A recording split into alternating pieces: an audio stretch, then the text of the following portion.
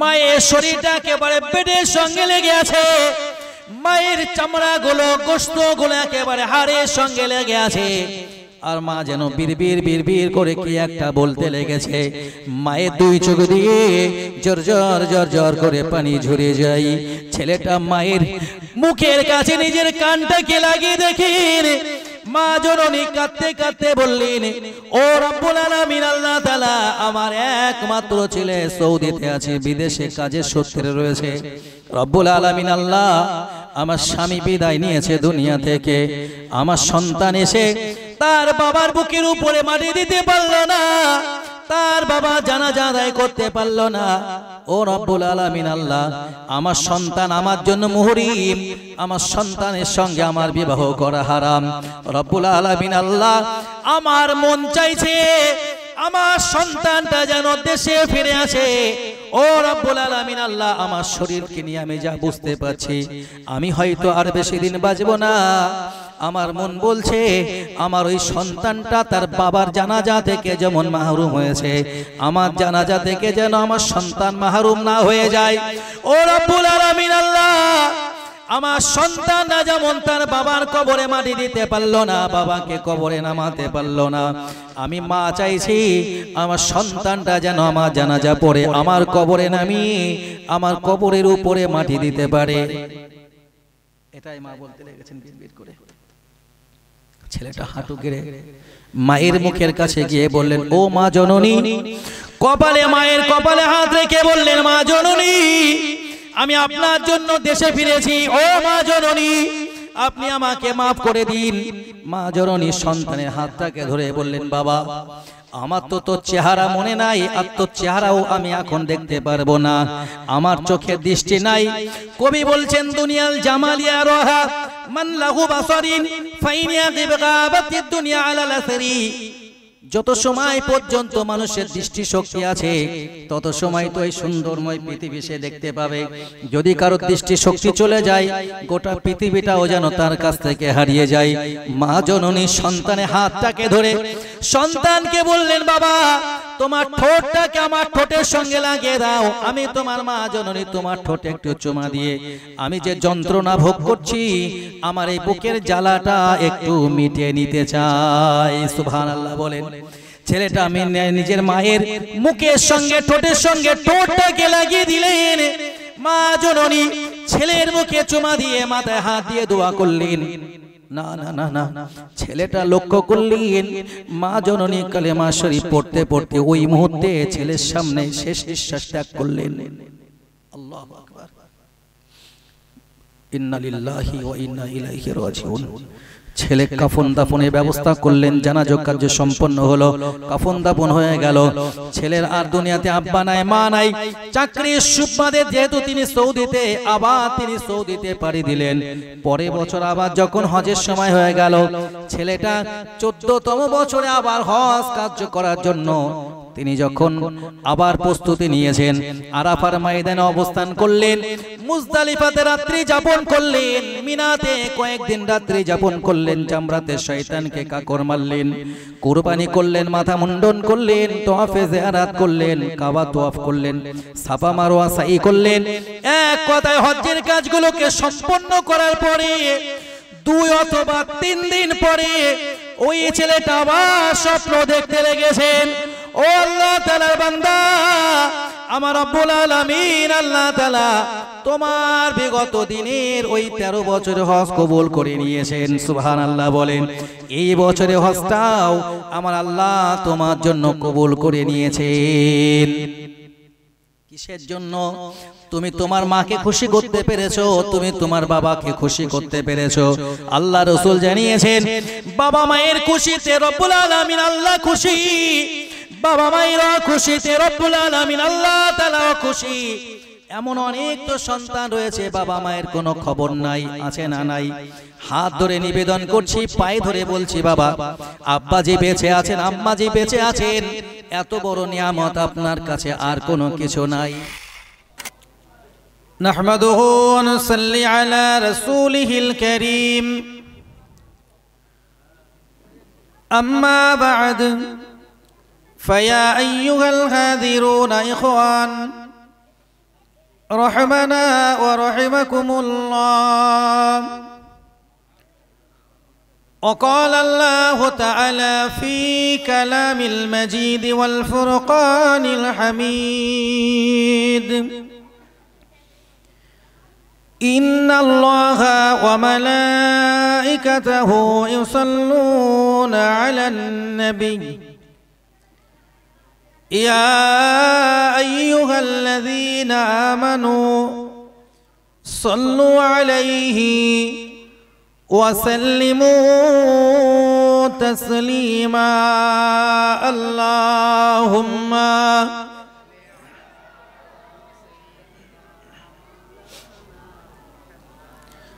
وعلى آل سيدنا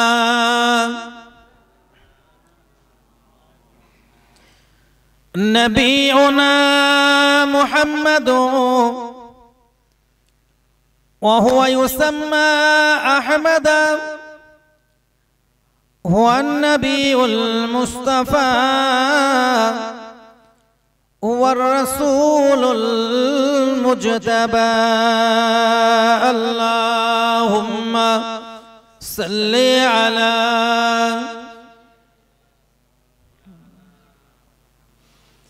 وعلى آل سيدنا। একটু কলেমা জিকির করুন, লা ইলাহা ইল্লাল্লাহ, লা ইলাহা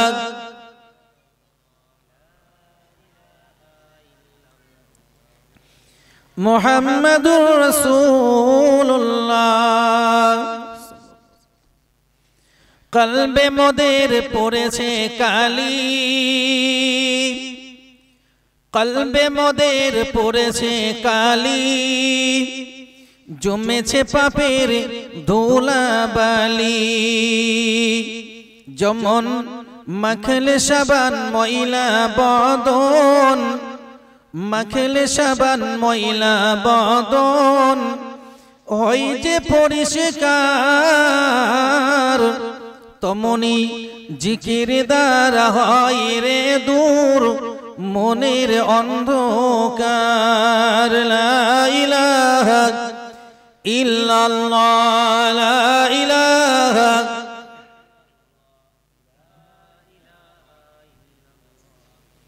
মুহাম্মাদুর রাসূলুল্লাহ সাল্লাল্লাহু আলাইহি ওয়াসাল্লাম। উপস্থিত রয়েছেন নেরুলি মাদ্রাসার শিক্ষক মণ্ডলী, তালিবুল ইলম ছাত্র এবং ছাত্রীরা, মাদ্রাসার হিতাকাঙ্ক্ষী দরদি, মাদ্রাসার ম্যানেজিং কমিটি, জলসা কমিটি, এলাকার বিশিষ্ট ব্যক্তিবর্গ, বিশেষ করে আমার খুব প্রিয় বন্ধু মানুষ জনাব আলহাজ মাওলানা আবুল হোসেন সাহেব। আমরা সর্বপ্রথম প্রশংসা জ্ঞাপন করছি সেই রব্বুল আলামিনের শাহী দরবারে, যে করুণাময়ী আল্লাহ পাক রব্বুল আলামিন আমাদিগকে একটি জান্নাতি পরিবেশে বসার সুযোগ করে দিয়েছেন, বলি সকলে আলহামদুলিল্লাহ। দরুদ ও সালাম প্রিয় হাবিব সাল্লাল্লাহু আলাইহি ওয়াসাল্লামের প্রতি, যে রাসূল আকরাম সাল্লাল্লাহু আলাইহি ওয়াসাল্লামের সুপারিশ শাফাআত ব্যতীত আমাদের জন্য জান্নাতের কল্পনা করা যায় না। ওই হাবিব সাল্লাল্লাহু আলাইহি ওয়াসাল্লামের প্রতি জানাই অসংখ্য অগণিত দরুদ এবং সালাম। সকলে বলি সাল্লাল্লাহু আলাইহি ওয়াসাল্লাম। আল্লাহ শান, আমি বেশ কিছুটা আগেই এখানে এসে পৌঁছেছি। বাচ্চাদের অনুষ্ঠানগুলো উপভোগ করছিলাম, আলহামদুলিল্লাহ। আল্লাহ রাসূল সাল্লাল্লাহু আলাইহি ওয়াসাল্লাম জানিয়েছেন, আদাবানি রব্বি ফাহসানা তাদিবি। আল্লাহু আকবার, একটু বলেন। রাসূল জানিয়েছেন, আমার আল্লাহ আমাকে উত্তম আদর্শবান বানিয়েছেন। সুবহানাল্লাহ বলেন। আমরা শিক্ষা প্রতিষ্ঠান দেখি, শিক্ষক দেখি, শিক্ষা অর্জন করার জন্য বই পুস্তক সিলেবাস দেখি, স্টুডেন্টস দেখি, তবে ইসলামিক শিক্ষা ব্যবস্থাটা একটু আলাদা। ইসলামিক শিক্ষা বলতে আমি যেটা বোঝাতে চাইছি, কোরআন হাদিসের শিক্ষা, ফিকহ উসুল ফারাইজের শিক্ষা। এক কথাই একজন মুসলমান হিসেবে নিজেকে প্রমাণ দেওয়ার জন্য যে শিক্ষাগুলো অর্জন করা দরকার, যে শিক্ষা মানুষের কাছে তার রবের পরিচয় ঘটিয়ে দেয়, যে শিক্ষা মানুষকে তার জাহান্নাম থেকে বাঁচাতে পারে, যে শিক্ষা মানুষকে জান্নাতে নিয়ে যেতে পারে, যে শিক্ষা মানুষের ভিতরে ভ্রাতৃত্ব বোধ তৈরি করে দিতে পারে, যে শিক্ষা মানুষের ভিতরে আদর্শ গঠন করে দিতে পারে, যে শিক্ষা একজন মানুষ হিসেবে আর একজন মানুষের প্রতি দায়বদ্ধতা কর্তব্য পরায়ণতার শিক্ষা দিতে পারে, ওই শিক্ষাটাই কিন্তু প্রকৃত শিক্ষা। আর সেটাই এসছে একমাত্র কোরআন এবং হাদিসের ভিতর থেকেই।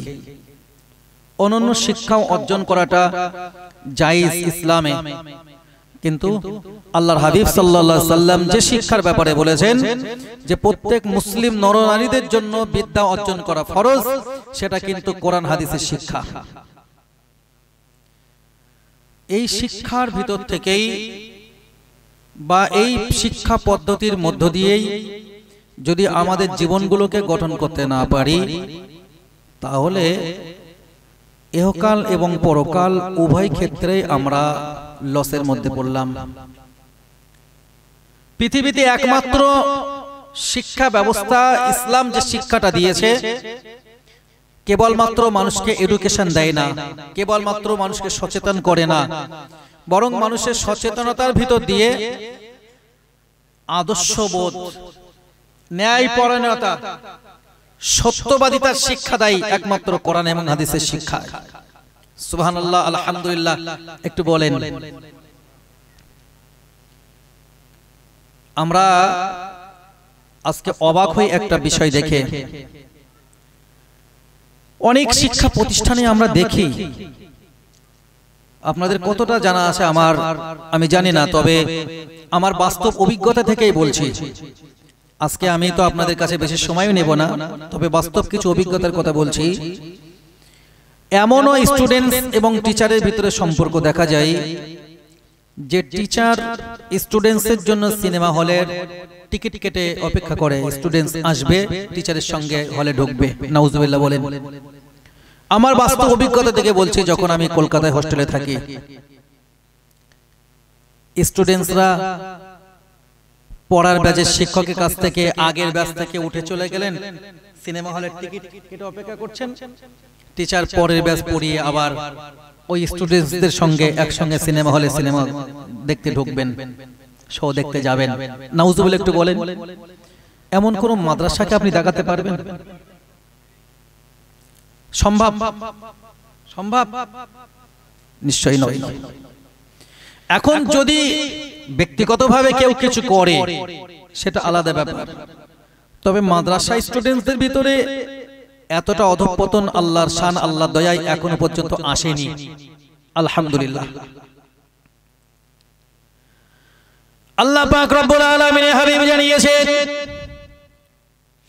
আমার সাহাবীরা, আমি দয়ার হাবিব মুহাম্মদ রাসূলুল্লাহ সাল্লাল্লাহু আলাইহি ওয়াসাল্লাম, আমি তোমাদিগকে বললাম, ও আমার সাহাবীরা, তাদারুসুল ইলমি সাআতাম মিনাল লাইলি খায়রুম মিন ইহইয়াহা আও কামা ক্বালা আলাইহিস সালাম। আল্লাহ রাসূল জানিয়েছেন, আমার সাহাবীরা, রাতের বেলা 1 ঘন্টা বিদ্যা চর্চা করা সারাটা রাত্র জেগে নফল ইবাদত অপেক্ষা আরো শ্রেষ্ঠ। সুবহানাল্লাহ বলেন। আপনি সারা রাত জেগে নফল ইবাদত করবেন, সারাটা রাত জেগে তাসবিহ তাহলিল করবেন, গোটা রাত্র জাগরণ করে কোরআন তেলাওয়াত করবেন, নফল নামাজ আদায় করবেন, আর 1 ঘন্টা আপনি বিদ্যা চর্চা করবেন। আল্লাহ রাসূল বলেন, আমার সাহাবীরা, গোটা রাত্র জেগে আল্লাহ তাআলার ইবাদত বন্দেগী উপাসনা আরাধনা করা অপেক্ষা 1 ঘন্টা বিদ্যা চর্চা করা, এটা হলো অতি উত্তম কাজ। সুবহানাল্লাহ বলুন। যে ব্যক্তি ইবাদত বন্দেগী করলো, ওই ব্যক্তিটা তো তার নিজের জন্য করলো, আর যে ব্যক্তিটা শিক্ষা নিয়ে নিজে সময় কাটালো, বিদ্যা চর্চা করলো, জ্ঞান নিয়ে গবেষণা করলো, এলেম নিয়ে তাকরার করলো, ওই ব্যক্তিটা একদিকে নিজে উপকৃত হবে, তার ওই বিদ্যার ভিতর দিয়ে অন্যকে উপকৃত করে তুলবে। সুবহানাল্লাহ। কারণ আল ইলমু নূরুন, বিদ্যা হলো একটা জ্যোতি, বিদ্যা হলো একটা আলো। একটা আলো থেকে হাজারো আলো জ্বালানো যায়, একটা প্রদীপ থেকে হাজারো প্রদীপ জ্বালানো হয়। তবে যে প্রদীপটা থেকে প্রথম যে প্রদীপটা জ্বালিয়ে তার থেকে আলো নেওয়া হলো, অন্য প্রদীপগুলো জ্বালানো হলো, মূল প্রদীপটার আলোর কিন্তু কোনো ঘাটতি হয় না, কোনো ত্রুটি হয় না। শিক্ষাটা ঠিক ওই রকমই, আপনি যত দেবেন ততই তো আপনার বাড়তে থাকবে, আপনার ভিতর থেকে কোনো কমবে না। তবে প্রকৃত শিক্ষার ব্যাপারে বলা হয়েছে আল ইলমু তুখরিজু মিন আহলিল ইলমি মিনাল যুলুমাতি ইলা নূর, বিদ্যার কাজ হলো মানুষকে অন্ধকার থেকে আলোয় নিয়ে আসা। সুবহানাল্লাহ বলেন। বিদ্যার কাজ কি? অন্ধকার থেকে আলোয় নিয়ে আসা। যে শিক্ষা আপনাকে অন্ধকার থেকে আলোয় আনতে পারলো না, ওই শিক্ষাটা কিন্তু প্রকৃত শিক্ষা নয়। আজকে আমরা দেখি অনেক উচ্চ পর্যায়ে শিক্ষিত মানুষকে আমরা দেখেছি, অনেক ডিগ্রি রয়েছে, কিন্তু না, আব্বা যে ইন্তেকাল করলো, হুজুর যদি এসে বাবার জানাজা নামাজের জন্য নিয়াতটা না বলে দেয়, পরে হুজুরের সঙ্গে ঝামেলা হবে হবে না? যদি হুজুর নিয়াত না বলিয়ে দেয়, ঝামেলা হবে না? ঈদের মাঠে গিয়ে যদি ইমাম সাহেব ঈদের 2 রাকাত ফরজ না ওয়াজিব নামাজের নিয়াত না বলে দেন, ঝামেলা সৃষ্টি হবে না? যে শিশুটা বা যে ব্যক্তিটা অনর্গল ইংরেজি কথা বলতে পারে, অনেক বড় বড় ডিগ্রি অর্জন করেছে, অথচ মানে জানাজার নামাজের বাংলা নিয়াতটুকু জানে না, ঈদের নামাজের বাংলা নিয়াতটুকু জানে না। আল্লাহ দয়া আমাদের এই বাচ্চারা তাদের শেখাবে ইনশাআল্লাহ। বলেন, এই যে আমাদের ছোট ছোট বাচ্চারা, বিশ্বাস করুন আপনাদেরকে একেবারে যথার্থ সত্য কথা বলছি, আমাদের মডেলের কোনো বাচ্চা সামনে বসে থাকলে আমরা জলসা করতে যতটা ভয় পাই, ও হাজার হাজার শ্রোতা থাকলে আমরা অতটা ভয় পাই না। একদম বাস্তব বলছি। আল্লাহ শান, আল্লাহ শুকরিয়া। আরে তো আমরা তো চাই আমাদের বাচ্চারা বড় হয়ে উঠুক, আমরা অবসর নেব। হ্যাঁ, আয়াত পড়লে তো আরো বিপদ। আমাদের বাচ্চারা তৈরি হয়ে যাক, আলহামদুলিল্লাহ। আমরা আমাদের বাচ্চাদেরকে যদি তৈরি করতে পারি, তাদের কাছ থেকে আমরা শিখব, তারা আমাদের মাথার কাছে কোরআন পড়বে, আমাদের বাড়িগুলোতে কোরআনের আওয়াজ হবে, আমাদের পরিবেশগুলোতে কোরআনের আওয়াজ চতুর্দিকে ছড়িয়ে পড়বে। আলহামদুলিল্লাহ, এটাই তো আমরা চাই। এডুকেশন নিয়ে কোনো হিংসা নাই। যেখানেই শিক্ষা চলবে সেখানে আমাদের সমর্থন থাকবে, ঠিক কিনা? কারণ বিদ্যা হলো, বিদ্যার ব্যাপারে বলা হয়েছে আল ইলমু হুয়া কুওয়াতুন ওয়া মালাকাতুন ফিন নাফসি ইয়াকতাদিরু বিহান নাস আলা তামইজ বাইনাল খায়রি ওয়াশ শাররি। বিদ্যা হলো তো সেটাই, বিদ্যা বা ইলম হলো সেটাই যা মানুষের ভিতরে এমন একটা শক্তি সঞ্চয় করে দেয়, যে শক্তিটার ভিতর দিয়ে মানুষ ভালো আর মন্দর পার্থক্য তৈরি করতে পারে। এডুকেশন মানুষের ভিতরে যদি ঢুকে যায়, শিক্ষার এই চেতনাবোধ যদি মানুষের ভিতরে তৈরি হয়ে যায়, মানুষের ভিতরে যদি শিক্ষা ঢুকে যায়, শিক্ষা মানুষ কেমন একটা শক্তি তৈরি করে দেয়, ওই শক্তিটার ভিতর দিয়ে মানুষ ভালো আর মন্দের পার্থক্য তৈরি করতে পারে, ফাইসালা করবে ভালো আর মন্দ, পার্থক্য করবে ভালো আর খারাপের। যদি তার ভিতরে এডুকেশন থাকে, যদি তার ভিতরে শিক্ষা না থাকে, তাহলে সে কিন্তু ভালো আর খারাপের কোনো পার্থক্য তৈরি করতে পারবে না। সে ভাববে হয়তো এটা ভালো, কিন্তু সেটা ভালো নাও হতে পারে। এই প্রসঙ্গ করে হঠাৎ একটা ঘটনা মনে পড়ে গেছে, আজকে হয়তো এটা বলার ছিল না, তারপরে বলছি, আমাদের বাচ্চাদের শোনার খুবই দরকার। একটা ছেলেটা আলহামদুলিল্লাহ একেবারে ছোট থেকেই খুব ধার্মিক, মেধা আল্লাহ দিয়েছেন খুবই ভালো, পড়াশোনায় খুবই ভালো, আদর্শবান ছেলে।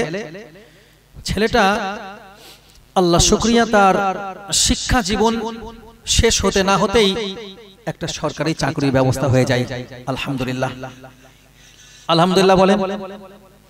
এটা তো আলহামদুলিল্লাহ আমাদের প্রকাশ করতেই হবে। রাসূল জানিয়েছেন যে আল মুসলিমু লিল মুসলিম সিত্তু খিসাল, একজন মুসলমানের জন্য আরেকটা মুসলমানের 6টি হক আছে। এই 6টি হকের একটি কিন্তু ওয়া ইউহিব্বু লাহু মা ইউহিব্বু লিনাফসিহি, সে তার নিজের জন্য যেটা ভালোবাসবে অন্যদের জন্য সেটা ভালোবাসতে হবে। সুবহানাল্লাহ, একটু বলেন। আল্লাহ রাসূল সাল্লাল্লাহু আলাইহি ওয়াসাল্লামের কাছে একজন সাহাবী এসে বললেন, ইয়া রাসূলুল্লাহ, ইয়া হাবিবাল্লাহ, হুজুর আপনি আমাকে প্রকৃত জ্ঞান শিক্ষা দান করেন। আল্লাহ রাসূল সাল্লাল্লাহু আলাইহি ওয়াসাল্লাম তাকে বললেন, ও আমার সাহাবী, তুমি আমার কাছে দুর্লভ জ্ঞান নেবে, তোমার নামাজের ব্যাপারে খবর কি? সাহাবীরা বললেন, ইয়া রাসূলুল্লাহ, ইয়া হাবিবাল্লাহ, আমার নামাজের ব্যাপারে কোনো ত্রুটি নাই, আমার নামাজ আদায় করার ব্যাপারে আমি আলহামদুলিল্লাহ আল্লাহ তাআলার হুকুম যেভাবে আমি ওইভাবে নামাজ আদায় করে চলেছি। আল্লাহ রাসূল বললেন, তোমার অন্যান্য ইবাদত বন্দেগীর খবর কি? সাহাবীরা বললেন, ইয়া রাসূলুল্লাহ, ইয়া হাবিবাল্লাহ, অন্য ইবাদত বন্দেগী করার ব্যাপারে আমি কোনো ত্রুটি রাখিনি, আলহামদুলিল্লাহ আমার আল্লাহ আমাকে দিয়েই তার ইবাদত বন্দেগী উপাসনা আরাধনা যতটা করিয়ে নিচ্ছেন আলহামদুলিল্লাহ আমি করেই চলেছি। আল্লাহ রাসূল সাল্লাল্লাহু আলাইহি ওয়াসাল্লাম বললেন, যাও তুমি চলে যাও, তুমি যেগুলো করছো ওগুলোই করতে থাকো। কয়েকটা বছর পেরিয়ে গেল, পরে কোন সাহাবীটা আবার কিছু বছর পরে আল্লাহ রাসূলের কাছে এসে বললেন, ইয়া রাসূলুল্লাহ, ইয়া হাবিবাল্লাহ, আপনি আমাকে দুর্লভ জ্ঞান শিক্ষা দিন। আল্লাহ নবী বললেন, আমার সাহাবী, দুর্লভ জ্ঞান তুমি আমার কাছ থেকে নেবে। আমি রাসূলুল্লাহ তোমাকে বলছি, তুমি তোমার বুকের উপরে হাত দিয়ে আমি রাসূলুল্লাহ সাল্লাল্লাহু আলাইহি ওয়াসাল্লাম আমার সামনে তুমি শপথ করো, ইয়া রাসূলুল্লাহ, ইয়া হাবিবাল্লাহ, আমি নিজের জন্য যেটা ভালোবাসি অন্যদের জন্য সেটা ভালোবাসবো। সুবহানাল্লাহ বলেন, একটু মহব্বতে বলুন সুবহানাল্লাহ। তুমি আমার সঙ্গে ওয়াদা করো, বুকে হাত দিয়ে বলো, ইয়া রাসূলুল্লাহ, আমি নিজের জন্য যেটা ভালোবাসি অন্যদের জন্য সেটা ভালোবাসবো। আল্লাহু আকবার। তো এই যে ছেলেটা একটি সরকারি কাজ পেল, আমরা খুশি। তো ছেলেটা চাকরির সুবাদে শহরে থাকেন। এই আমাদের বাচ্চাদের জন্য এগুলো খুবই দরকার। আমরা চাই, ঘুমিয়ে আছে শিশুর পিতা সব শিশুরই অন্তরে। আজকে হয়তো শিশু, আলহামদুলিল্লাহ একদিন তারা এত বড় হবে। আমার একটা স্টুডেন্টস আছে খুব ভালো, আল্লাহ দয়ায়, তো সে ডাক্তার হতে চাই, পড়াশোনা চলছে, মেডিকেল সায়েন্স নিয়েই পড়ছে। তো আমি একেবারে ক্লাস 9-10 থেকেই তাকে বারবার করে উৎসাহ দিতাম। আমি মাঝে মাঝে তাকে বলতাম, বাবু আমি চাই তুমি একদিন ডাক্তার হবে, আমি তোমার কাছ থেকে চিকিৎসা নেব। এই যে যদি বাচ্চাদেরকে একটু উৎসাহ উদ্দীপনা দেওয়া হয়, আলহামদুলিল্লাহ তাহলে অনেকটা বড় হয়ে যায়, অনেকটা এগিয়ে যায়। আমরাও তো চাই আমাদের বাচ্চারা একদিন অনেক বড় জায়গায় যাক, এবং যাবে ইনশাআল্লাহ। আমাদের মডেলগুলো যেভাবে চলছে, আমাদের প্রতিষ্ঠানগুলো যেভাবে চলছে, আল্লাহ চাইলে এই বাচ্চাগুলো একদিন নজর কাড়বে মানুষের ইনশাআল্লাহ। তোর ছেলেটা চাকরির সুবাদে বাইরে আছে, বাবা মায়ের অনুগত। আল্লাহ রাসূল সাল্লাল্লাহু আলাইহি ওয়াসাল্লাম জানিয়েছেন, রিদা রাব্বি ফি রিদাল ওয়ালিদ ওয়া সাখতু রাব্বি ফি সাখতিল ওয়ালিদ। দয়ার নবী মুহাম্মদ রাসূলুল্লাহ সাল্লাল্লাহু আলাইহি ওয়াসাল্লাম আমার আল্লাহ পাকে নবী জানিয়েছেন, আমার সাহাবীরা, বাবা মায়ের খুশিতে আমার আল্লাহ খুশি, বাবা মায়ের অখুশিতে আমার আল্লাহ তাআলা অখুশি। আল্লাহ রাসূল জানিয়েছেন, জান্নাতু তাহাতা আকদামিল উম্মাহাত, মায়ের পায়ের নিচেই, মায়ের জাতির পায়ের নিচেই সন্তানের জান্নাত বা বেহেশত। সুবহানাল্লাহ বলে। তো ছেলেটা বাবা মায়ের সঙ্গে ভালো সম্পর্ক, চাকরির সুবাদে বাইরে থাকেন, বাবা মায়ের কাছে মাঝে মাঝে প্রয়োজন যেটা হয় সেটা পাঠান, বাবা মায়ের সঙ্গে সাক্ষাৎ করে যান। একদিন বাবা মাকে ডেকে বলছেন, আব্বু আম্মু, আমাদের মনগুলো খুবই, আমার মনটা খুবই কষ্ট হয়, আমি চাকরির সুবাদে শহরে থাকি, আপনারা গ্রামে থাকেন, আমার খুবই কষ্ট হয়, সারাদিন কাজের পরে যখন বাড়ি ফিরি আপনাদের চেহারা দেখার জন্য খুবই মন কাঁদে। সুবহানাল্লাহ, আলহামদুলিল্লাহ, এমন সন্তান ঘরে ঘরে দরকার। আজকে তো বাবা মায়ের খবর নেই, কথা বলেন অধিকাংশই। আমি সবাইকে বলছি না, বাবা মায়ের খবর নেওয়ার মতো সন্তান খুবই কমে গেছে। ছেলেটা বলল, বাবা মা আপনাদের চেহারা না দেখলে আমার মনে বড় যন্ত্রণা হয়। আমি আপনাদেরকে শহরে নিয়ে যেতে চাই। বাবা এবং মা ছেলের সঙ্গে শহরে চলে গেলেন। কিছুদিন থাকার পরে কখনো গ্রামে আসেন, গ্রামে মানুষের সঙ্গে সাক্ষাৎ করতে, আবার ছেলের কাছে চলে যান। এইভাবে করতে করতে একদিন বাবা মা ডেকে ছেলেকে বললেন, বাবা, গ্রামের সঙ্গে মানুষের সঙ্গে একটা সম্পর্ক রয়েছে, বারবার শহর থেকে গ্রামে যেতে ভালো লাগে না। তুমি চাকরির সুবাদে শহরে থাকো, আমরা গ্রামে থাকি, যখন যেটা প্রয়োজন ওটা পাঠিয়ে দেবে, সেটাতে আমরা খুশি। থাকলেন ছেলেটা এইভাবে, বাবা মা গ্রামে। আল্লাহ শান। এবার এই জায়গাটা আপনাদেরকে নিতে বলছি। ছেলেটা তার চাকরির ব্যাপারে তার প্রমোশন হলো, সে সৌদি চলে গেল। আলহামদুলিল্লাহ, একটু বলেন। আল্লাহ পাক রব্বুল আলামিন এই বান্দার অত্যন্ত ধার্মিক বান্দা। সৌদিতে থাকলেন দীর্ঘ 13টা বছর। 13টা বছর এই ব্যক্তিটা, এই ছেলেটা সৌদিতে থাকলেন। অত্যন্ত উচ্চ পদস্থ একজন কর্মচারী হওয়ার কারণে সৌদিতে সচরাচর কোনো মানুষকে এরকম হজ্জের সময়, উমরার সময় ছাড়া হয় না। হজ্জের সময় তো বিশেষ করে সরকারি চাকরিজীবীদেরকে অত সহজে সুযোগ দেওয়া হয় না। ছেলেটা অনেক উচ্চ কর্মচারী, উচ্চ পদস্থ কর্মচারী হওয়ার জন্য প্রতি বছর আল্লাহ তাআলা শুকরিয়া, ছেলেটা হজ করার জন্য সুযোগ পান। আলহামদুলিল্লাহ বলেন। ছেলেটা 13 বছর যখন তার হজ সম্পন্ন হচ্ছে, 1 তারিখে মাতাফে দাঁড়িয়ে, আমার ভাই বলবেন, মাতাফ কাবা শরীফের চতুর্দিকে যেটা প্রদক্ষিণ করা হয়, 7 চক্কর যে কাবা তওয়াফ করা হয়, তওয়াফের জায়গাটাকে বলা হয় মাতাফ। ছেলেটা মাতাফে দাঁড়িয়ে অঝোর নয়নে ক্রন্দন করা শুরু করে দিয়েছেন। এমন সময় আল্লাহ তাআলার এক বান্দা ওই ছেলেটার পিছনে সে জিজ্ঞেস করছে, বাবা, তুমি এইভাবে কেন কান্নাকাটি করো? একেবারে শিশুর বাচ্চার মতো কেন তুমি কান্নাকাটি করছো? ছেলেটা বলল, হুজুর, চাকরির সুবাদে আমি বাইরে রয়েছি। সৌদিতে থেকে আমি 13টা বছর, এই বছরে হলে আমার 13 বার হজ করা হচ্ছে। আমার দ্বারা 12 বছর হজ করা হয়ে গেছে। আমি 12টা বছর হজ করেছি। হজ করার যখন সম্পন্ন হয়ে যায়, হজ্জের পরে কখনো 2 দিন পরে, কখনো 3 দিন পরে আমি রাতে স্বপ্ন দেখি, একজন ব্যক্তি আমাকে স্বপ্নের ভিতরে বলেন, ও আল্লাহ তাআলার বান্দা, হজ তুমি করেছো বটে, তবে তোমার এই হজটা আল্লাহ দরবারে কবুল হয়নি। নাউজুবিল্লাহ বলে। হুজুর, আমার যেন মন বলছে আমি এই বছরে হজ করছি, হজ্জের কাজ আমার শেষ হয়ে গেছে।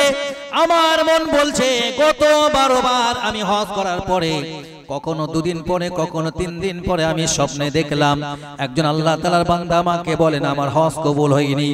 আমার যেন মন বলছে আমি এবছরে হজ সম্পন্ন করে আমার বাসাতে ফিরবো, আমি যে জায়গাতে থাকি ওখানে চলে যাব। আবার যেন আমাকে স্বপ্নের ভিতরে বলা হবে, আল্লাহ তাআলার বান্দা, তোমার হজ কবুল হয়নি। হুজুর, আমি ওই জন্য আল্লাহর কাছে কাঁদছি। আমার বিশ্বাস, মাতাফে আল্লাহকে যদি আমি ডেকে বলি, আমার আল্লাহ আমার দোয়া ফেরত দেবেন না। এই জায়গাটা দোয়া আমার আল্লাহ কখনো ফেরত দেন না। হুজুর বললেন, বাবা শোনো, এই জায়গা দোয়া আমার আল্লাহ ফেরত দেয় না, তবে আমার তোমার চেহারার দিকে তাকিয়ে, তোমার কাকুতি বিনতি শুনে, তোমার স্বপ্নের কথা শুনে আমার মনে হচ্ছে তুমি তোমার জীবনে সব থেকে বড় নিয়ামত যেটা, ওই নিয়ামতের ব্যাপারে হয়তো তুমি গাফিলাতি করছো। ছেলেটা বলল, হুজুর, কোন নিয়ামতের কথা আপনি বলছেন? হুজুর বললেন, বাবা, তোমার মা জননী কি হায়াতে বেঁচে আছে? তোমার আব্বা কি হায়াতে বেঁচে আছে? ছেলেটা বলল, হুজুর, চাকরির সুবাদে 13টা বছর বাইরে দেশ থেকে যখন পাড়ি দিয়েছি, আব্বা হায়াতে ছিলেন, মা হায়াতে ছিলেন। আব্বা মায়ের প্রয়োজনে যেটা প্রয়োজন হয় সেটা পাঠিয়ে দিই, হাদিয়া নজরানা যেটা দরকার হয় সেটা পাঠিয়ে দিই, তবে আব্বা মায়ের কাছে যাওয়ার সুযোগ নেই। হুজুর বললেন, বাবা, ছেলে, তুমি একটা কাজ করো, তুমি তোমার দেশে ফিরে যাও, আব্বা মায়ের চেহারা দেখো, আব্বা মায়ের কাছ থেকে তুমি সাক্ষাৎ করো। আমার আল্লাহ হয়তো আব্বা মায়ের খুশির ভিতরে তোমার হজগুলো কবুল করে নিতে পারেন। একটু মহব্বতে বলেন সুবহানাল্লাহ। ছেলেটার বিলম্ব করলেন না, মাতাব ছেড়ে চলে গেলেন বিবির কাছে। জুলফিকার আহমদ নকশবন্দি বলছেন, ছেলেটা তার বিবির কাছে গিয়ে বলল, ও বিবি, আমি দেশে চলে যাব, মায়ের সঙ্গে দেখা করব, আব্বার সঙ্গে দেখা করব। বিবি তো রাজি না। একটু একটু হুমকি দিলেন, ধমকি দিলেন, চুপ তুমি, ফিরলেন দেশে। ফিরে গ্রামে একটা বাচ্চাকে জিজ্ঞেস করলেন যে বাবা, একটা বৃদ্ধ এবং একটা বৃদ্ধা মানুষ এই গ্রামে বাস করত, তুমি কি তাদের খবর বলতে পারবে? একটা ছোট্ট বাচ্চা বলল যে এই গ্রামে একজন বৃদ্ধ বৃদ্ধার ব্যাপারে যে আপনি খবর নিচ্ছেন, বৃদ্ধটা মারা গিয়েছেন, আর বৃদ্ধা মানুষটা একেবারে বিছানা শায়িত, বিছানা সজ্জিত। ছেলেটা চলে গেলেন, নিজের বাড়িতে গিয়ে দেখলেন ঘরে দরজাটা আটকানো, তবে খিল লাগানো নয়, সিট কেন লাগানো নাই, এমনিতে চেপে দেওয়া আছে। ছেলেটি ঘরের ভেতরে ঢুকে দেখলেন মায়ের শরীরটা একেবারে বেডের সঙ্গে লেগে আছে, মায়ের চামড়া গুলো, গোস্ত গুলো একেবারে হাড়ের সঙ্গে লেগে আছে। আর মা যেন বিড়বিড় বিড়বিড় করে কি একটা বলতে লেগেছে। মায়ের দুই চোখ দিয়ে জোর জোর জোর জোর করে পানি ঝরে যায়। ছেলেটা মায়ের মুখের কাছে নিজের কানটাকে লাগিয়ে দেখেন, মা জননী কাঁদতে কাঁদতে বললেন, ও রব্বুল আলামিন আল্লাহ তাআলা, আমার একমাত্র ছেলে সৌদিতে আছে, বিদেশে কাজের সূত্রে রয়েছে। রব্বুল আলামিন আল্লাহ, আমার স্বামী বিদায় নিয়েছে দুনিয়া থেকে, আমার সন্তান এসে তার বাবার বুকের উপরে মাটি দিতে পারলো না, তার বাবা জানাজা আদায় করতে পারলো না। ও রব্বুল আলামিন আল্লাহ, আমার সন্তান আমার জন্য মুহরিম, আমার সন্তানের সঙ্গে আমার বিবাহ করা হারাম। রব্বুল আলামিন আল্লাহ, আমার মন চাইছে আমার সন্তানটা যেন দেশে ফিরে আসে। ও রব্বুল আলামিন আল্লাহ, আমার শরীরকে নিয়ে আমি যা বুঝতে পারছি, আমি হয়তো আর বেশি দিন বাঁচব না। আমার মন বলছে আমার ওই সন্তানটা তার বাবার জানাজা থেকে যেমন মাহরুম হয়েছে, আমার জানাজা থেকে যেন আমার সন্তান মাহরুম না হয়ে যায়। ও রব্বুল আলামিন আল্লাহ, আমার সন্তানরা যেমন তার বাবার কবরে মাটি দিতে পারলো না, বাবাকে কবরে নামাতে পারলো না, আমি মা চাইছি আমার সন্তানটা যেন আমার জানাজা পড়ে আমার কবরে নামি আমার কবরের উপরে মাটি দিতে পারে। এটাই মা বলতে লেগেছেন বিড়বিড় করে। ছেলেটা হাঁটু গেড়ে মায়ের মুখের কাছে গিয়ে বললেন, ও মা জননী, কপালে, মায়ের কপালে হাত রেখে বললেন, মা জননী, আমি আপনার জন্য দেশে ফিরেছি, ও মা জননী, আপনি আমাকে মাফ করে দিন। মা জননী সন্তানের হাতটাকে ধরে বললেন, বাবা, আমার তো তোর চেহারা মনে নাই, আর তোর চেহারাও আমি এখন দেখতে পারবো না, আমার চোখের দৃষ্টি নাই। কবি বলছেন, দুনিয়াল জামালিয়া রহা মান লাহু বাসারিন ফাইনিয়া গিবগাবাতিদ দুনিয়া আলাল আসরি। যত সময় পর্যন্ত মানুষের দৃষ্টি শক্তি আছে, তত সময় তো এই সুন্দরময় পৃথিবী সে দেখতে পাবে। যদি কারোর দৃষ্টি শক্তি চলে যায়, গোটা পৃথিবীটাও যেন তার কাছ থেকে হারিয়ে যায়।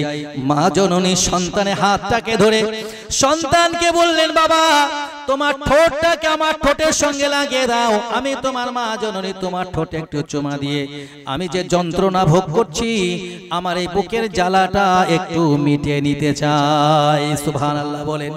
ছেলেটা আমি নিজের মায়ের মুখের সঙ্গে ঠোঁটের সঙ্গে ঠোঁটটাকে লাগিয়ে দিলেন। মা জননী ছেলের মুখে চুমা দিয়ে মাথায় হাত দিয়ে দোয়া করলেন। না না না না, ছেলেটা লক্ষ্য করলেন মা জননী কালেমা শরীফ পড়তে পড়তে ওই মুহূর্তে ছেলের সামনে শেষ নিঃশ্বাস ত্যাগ করলেন। আল্লাহু আকবার। ইন্না লিল্লাহি ওয়া ইন্না ইলাইহি রাজিউন। ছেলে কাফন দাফনের ব্যবস্থা করলেন, জানাজা কার্য সম্পন্ন হলো, কাফন দাফন হয়ে গেল।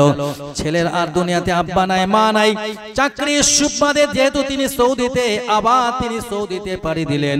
পরের বছর আবার যখন হজের সময় হয়ে গেল, ছেলেটা 14তম বছরে আবার হজ কার্য করার জন্য তিনি যখন আবার প্রস্তুতি নিয়েছেন, আরাফার ময়দানে অবস্থান করলেন, মুজদালিফাতে রাত্রি যাপন করলেন, মিনাতে কয়েকদিন রাত্রি যাপন করলেন, জামরাতে শয়তানকে কাকর মারলেন, কুরবানি করলেন, মাথা মুন্ডন করলেন, তওয়াফে জিয়ারাত করলেন, কাবা তওয়াফ করলেন, সাফা মারওয়া সাই করলেন।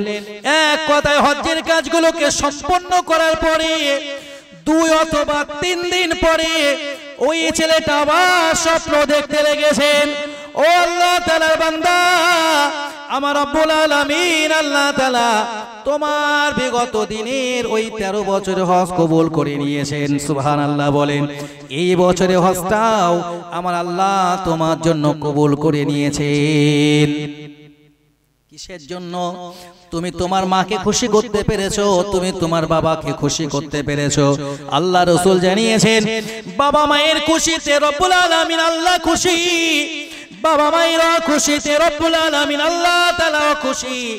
এমন অনেক তো সন্তান রয়েছে বাবা মায়ের কোনো খবর নাই, আছে না নাই? হাত ধরে নিবেদন করছি, পায়ে ধরে বলছি বাবা আব্বা জি বেঁচে আছেন, আম্মা জি বেঁচে আছেন, এত বড় নিয়ামত আপনার কাছে আর কোনো কিছু নাই।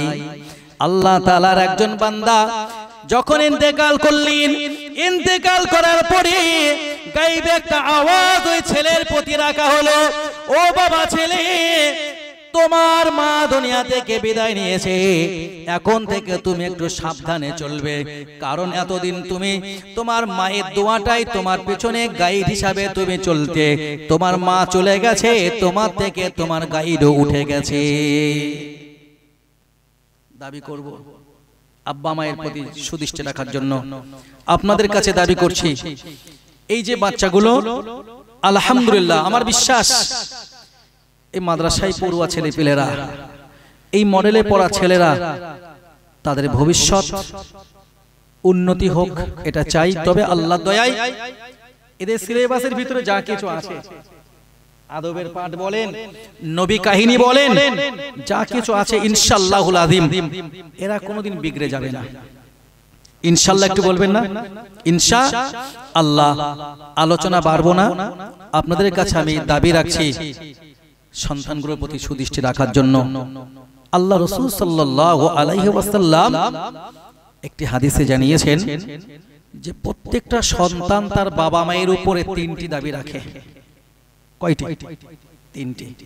এক নাম্বার দাবি, একেবারে প্রথম দাবি সন্তান তার বাবার কাছে রাখে, বাবার কাছে সন্তানের প্রথম দাবি বাবা যেন তার জন্য একটা সুন্দর নাম রাখেন। কি নাম? সুন্দর একটা ইসলামিক নাম। ওই রিন্টু, ঝন্টু, মন্টু, পল্টু এরকম না। আব্দুল্লাহ, আব্দুর রহমান, আব্দুল সত্তার, আব্দুল গফফার, এই ধরনের ইসলামিক একটা নাম যেন সন্তানকে তার বাবা মা রাখেন, এটা সন্তান হিসাবে ওই সন্তানটা তার বাবার প্রতি দাবি রাখে। আল্লাহ রাসূল 2 নম্বরে বললেন সন্তান 2 নম্বরে তার বাবার কাছে দাবি রাখে।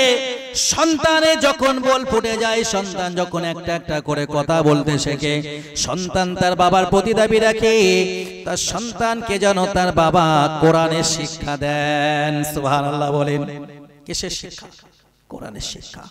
আল্লাহ রাসূল সাল্লাল্লাহু আলাইহি ওয়াসাল্লাম একটা হাদিসে জানিয়েছেন যে বাবা এবং যে মা তার সন্তানকে আল্লাহ শব্দটা শিখিয়ে দিল। সন্তান যখন একটা দুটো করে কথা বলতে শিখলো, সন্তানে যখন সবে মাত্র বল ফুটলো, সন্তান যখন আদো আদো ভাষায় কথা বলতে শিখে গেল, ওই সময় যদি সন্তানে বাবা অথবা মা সন্তানকে আল্লাহ বলাটা শিখিয়ে দেয়, সন্তান যখনই তার জবান দিয়ে আল্লাহ শব্দটা বার করবেন, আমার রব্বুল আলামিন আল্লাহ তাআলা বাবা এবং মা যে এই সন্তানটাকে আল্লাহ বলা শেখাবেন, বাবা বা মায়ের কাছ থেকে সন্তান যখন আল্লাহ বলা শিখে তার জবানে আল্লাহ বলবে, আমার রব্বুল আলামিন আল্লাহ সন্তানের আল্লাহ বলার সাথে সাথেই বাবা মায়ের বিগত দিনের সগীরা গুনাহগুলো মাফ করে দেবেন। একটু মহব্বতে বলেন। আল্লাহ রাসূল জানিয়েছেন তো বাবা জন্য বাবার প্রতি সন্তানের 2 নাম্বার দাবি হলো বাবা যেন সন্তানকে কোরআনের শিক্ষা দেন। 3 নাম্বার দাবি, সন্তান যখন একটু বড় হবে, সন্তানটা বাবা মায়ের প্রতি দাবি রাখে বাবা মা যেন তাকে পাত্রস্থ করেন, একটা ভালো জায়গায় বিবাহের ব্যবস্থা করে দেন। দাবি একটা, ভালো নাম। দাবি 2টি, কোরআনের শিক্ষা। আলোচনা শেষ করছি। দাবি 3, বাবা মা তাকে একটা ভালো জায়গায় বিবাহের ব্যবস্থা করে দেন। যদি এখন থেকে এই বাচ্চাদেরকে পর্যাপ্ত পরিমাণে আদব কায়দা শিষ্টাচার না শিক্ষা দেওয়া হয়, এই বাচ্চাকে আপনার বিবাহ দেওয়ার দায়িত্ব নিতে হবে না। ও বাচ্চা উল্টো বিয়ে করে আপনাকে বলবে যে আমি আব্বা বউ মাইনে দিয়েছি, তুমি আর কষ্ট করছো, কোথায় খুঁজবে? ও খোঁজার দরকার নেই। কি বলেন? তো সেই জন্যই আদব শিক্ষাটা খুবই প্রয়োজন। আছে।